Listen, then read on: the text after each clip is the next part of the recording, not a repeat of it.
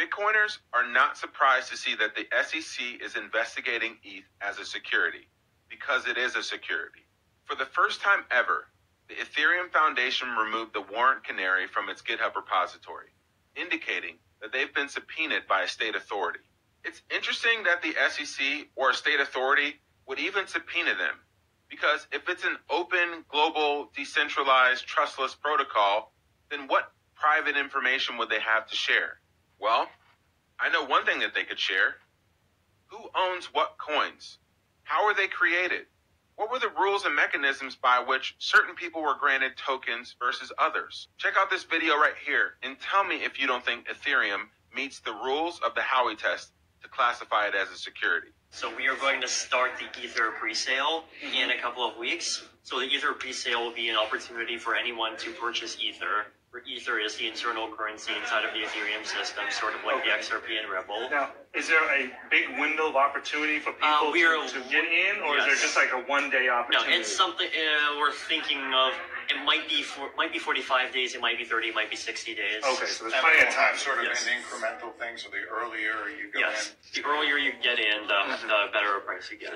Now, like, let's say you're one of the founders of Ethereum and your colleague Charles, right? What's to prevent one of you guys to load up and get half the ethers for yourself, or do you have to buy in to those ethers also? Yeah, well, okay, so we are going, like, exactly how much ether we're going to get, that's still undecided, but it will be very, very public, and it will be a rather small portion of the entire. I mean, when you say small portion, are you talking about like 10% of the total, 5%?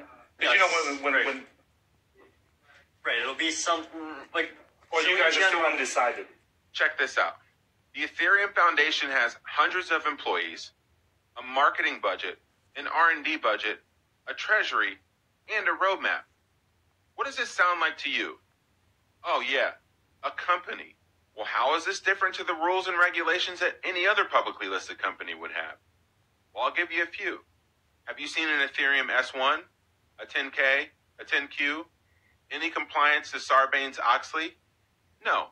They were able to create a token out of thin air and monetize it without the same regulatory oversight as AAPL or MSTR as publicly traded companies. I think the bigger issue that the SEC is wrestling with is if that they grant the Ethereum an ETF, then won't they have to grant all of these other tokens who pre-mined and created a token out of thin air the same privileges? Regardless of what video you may be watching about Larry Fink talking about a tokenized financial system, proof of stake utterly has no value outside of what's created out of thin air. Tomer Strolight from Swan explains this well. Proof of stake has no tie to the outside world. Any number of proof of stake systems can be created, and there's no way to ascertain which one has more legitimacy. There's therefore no scarcity in proof of stake.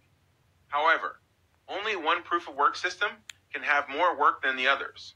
And that proof of work system is Bitcoin.